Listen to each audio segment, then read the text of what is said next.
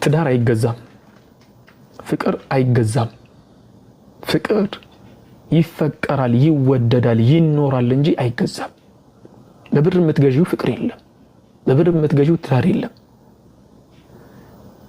በብር የሚጀመር ነገር በተለይ አሁን አረብ ሀገር ላይ ያሉ እህቶቻችን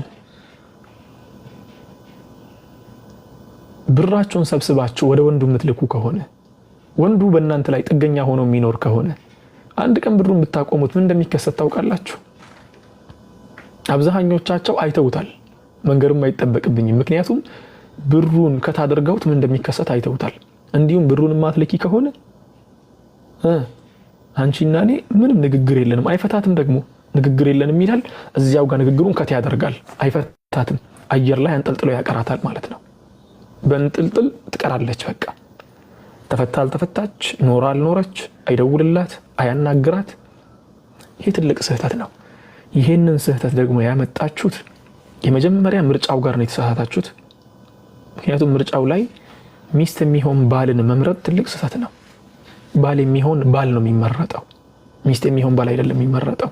ወይ ደግሞ ራስሽ የምታኖሪ ባል እንጂ በነገራችን ላይ ችግር ካለበት ከታመመ ይሁን እንትን ከደረሰበት ናም ሚስትና ባል እኮ ያገባሹ ራሱ ልትደጋገፉ አይደል እንዴ?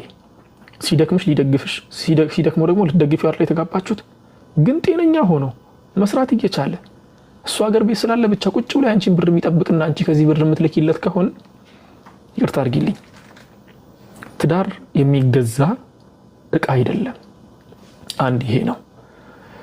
ስለዚህ ብርን ትዳር ውስጥ ማስገባት የራስን ትዳር መበከል ነው።